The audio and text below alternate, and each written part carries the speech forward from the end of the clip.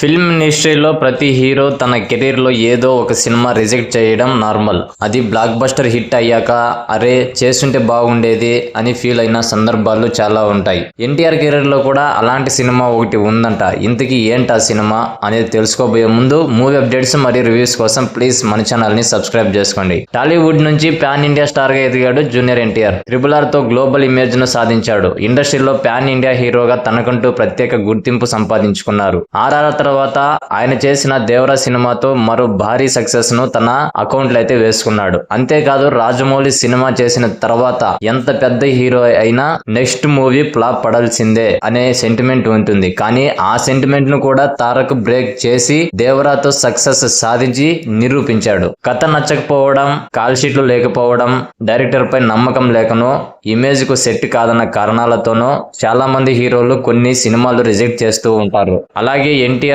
కూడా తన కెరీర్ లో కొన్ని సినిమాలు మిస్ అయ్యాడు. బొమ్మరిల్లు, ఆర్య, పటాస్ ఇలాంటి సినిమాల కథలు ముందుగా ఎన్టీఆర్ వద్దకే వచ్చాయని సమాచారం. రకరకాల కారణాలతో ఆయన కొన్ని ప్రాజెక్టులను వదిలేశారు. అయితే ఎన్టీఆర్ కెరీర్ లో ఎన్ని సినిమాలు మిస్ అయినా పెద్దగా పట్టించుకోలేదు. కానీ ఒక్క సినిమా విషయంలో మాత్రం తారక్ ఇప్పటికీ ఫీల్ అవుతున్నాడంట.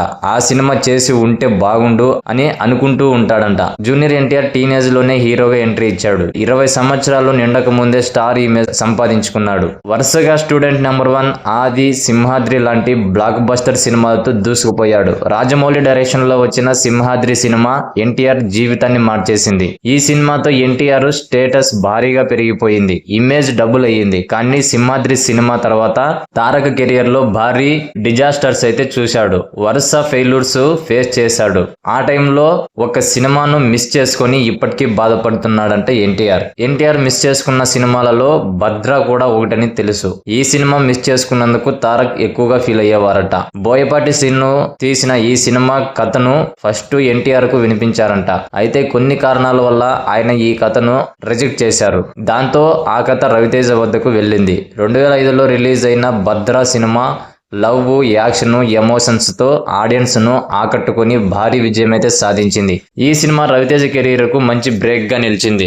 భద్ర రిలీజ్ అయిన సమయంలో ఎన్టీఆర్ వరుస డిజాస్టర్లతో సతమతం అవుతున్నారు. సింహాద్రి తర్వాత ఆంధ్రవాళ్ళ, సాంబా, నా అల్లుడు, నరసింహుడు ఇలాంటి సినిమాలు డబుల్ డిజాస్టర్ గా మారాయి. అందులో సాంబా సినిమా ఒక్కటే కాస్త యావరేజ్ గా ఆడింది. అటువంటి టైంలో భద్ర సినిమా చేసి ఉంటే చాలా కాలం ఫెయిల్యూర్స్ వెయిట్ ను ఎన్టీఆర్ మోసే ఇబ్బంది లేకపోయేది. అందుకే ఈ ప్రాజెక్ట్ ను వదిలేసినందుకు ఎన్టీఆర్ ఇప్పటికీ బాధపడుతున్నాడంట. ఈ విషయంలో అఫీషియల్ గా ఎవరు చెప్పకపోయినా ఎన్టీఆర్ తన సన్నిహితుల దగ్గర ఈ విషయం చెబుతుంటాడని సమాచారం. అయితే భద్ర చేయకపోయినా ఎన్టీఆర్ స్టార్ హీరోగా ఎదిగారు. 2007లో రాజమౌళి డైరెక్షన్ లో వచ్చిన యమదొంగతో మళ్లీ ఫామ్ లోకి వచ్చారు. టెంపర్ సినిమా తర్వాత ఎన్టీఆర్ కు ఒక్క ఫ్లాప్ కూడా పడలేదు. వరుస హిట్స్ తో కెరీర్ ను చాలా బలంగా నిలబెట్టుకున్నారు. RRR సినిమాతో ఎన్టీఆర్ గ్లోబల్ ఫేమ్ ను సొంతం చేసుకున్నారు.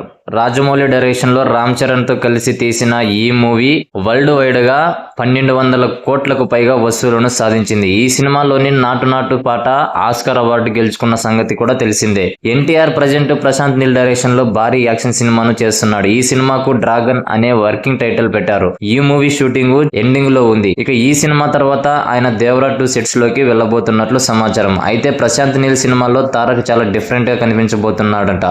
అందుకోసం భారీగా బరువు తగ్గి చాలా స్లిమ్ గా డిఫరెంట్ లుక్ లో కనిపిస్తున్నాడు ఎన్టీఆర్. వీటితో పాటు మరికొన్ని సినిమాలకు సంబంధించి కథలను ఆయన వింటున్నట్లు సమాచారం. వీడియో ఎండింగ్ వరకు చూసిన ప్రతి ఒక్కరికి thank you so much. Movie updates మరియు రివ్యూస్ కోసం ప్లీజ్ మన ఛానల్ ని సబ్స్క్రైబ్ చేసుకోండి.